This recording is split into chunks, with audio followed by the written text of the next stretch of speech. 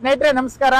ವಿಜಯನಗರ ಸಾಮ್ರಾಜ್ಯ ಹಂಪಿ ಶ್ರೀಕೃಷ್ಣ ದೇವರಾಯನ ಆಡಳಿತ ಕಾಲದಲ್ಲಿ ಸುವರ್ಣಯುಗ ಅಂತ ಕರಿತಾ ಇದ್ರು. ಯಾಕಂದ್ರೆ ಬೀದಿ ಬೀದಿಗಳಲ್ಲಿ ಮುತ್ತು ರತ್ನ ಹವಳಗಳು ರಾಶಿ ರಾಶಿ ಸಿಗ್ತಾ ಇತ್ತು.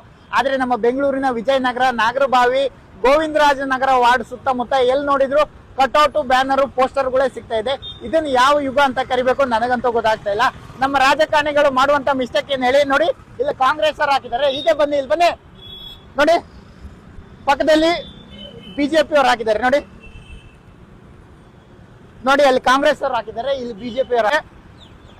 ಇನ್ನು ಪಕ್ಕದಲ್ಲಿ ಬೇರೆ ಪಕ್ಷದವ್ರು ಹಾಕ್ತಾರೆ. ನಮ್ಮನ್ನ ಆಳುವಂತ ಪಕ್ಷದವರೇ ಈ ರೀತಿ ಕಟ್ಔಟ್, ಬ್ಯಾನರ್ ಹಾಕೋದ್ರಿಂದ ಸಾಮಾನ್ಯ ಜನರು ಏನ್ ಮಾಡ್ತಾರೆ ಅಂದ್ರೆ ನಾವು ಕೂಡ ಹಾಕ್ತೀವಿ, ಅದ್ರಲ್ಲಿ ಏನ್ ತಪ್ಪು ಅಂತ ನಮ್ಮನ್ನೇ ಕ್ವಶನ್ ಮಾಡ್ತಾರೆ. ಇದರಿಂದ ಏನ್ ಮೆಸೇಜ್ ಕೊಡಕ್ ಹೊಟ್ಟಿದ್ದಾರೆ ಇವರೆಲ್ಲ ಸೇರಿ? ಯಥಾ ರಾಜ ತಥಾ ಪ್ರಜಾ ಅನ್ನುವಂಥದ್ದ. ನೀವು MLA ಆಗಿರಿ, MP ಆಗಿರಿ, CM ಆಗಿರಿ, PM ಆಗಿರಿ, ಪಬ್ಲಿಕ್ ಪ್ರಾಪರ್ಟಿಗಳಲ್ಲಿ ಈ ರೀತಿ ಬ್ಯಾನರ್ ಕಟ್ಟುವಂತದ್ದು ತಪ್ಪು. ಈ ರೀತಿ ಕಟ್ಟೋದ್ರಿಂದ ಗಾಳಿಗೆ ರೋಡಲ್ಲಿ ಬಿದ್ದಾಗ ಆಕ್ಸಿಡೆಂಟ್ ಆಗುವಂತ ಸಾಧ್ಯತೆಗಳು ಜಾಸ್ತಿ ಇದೆ.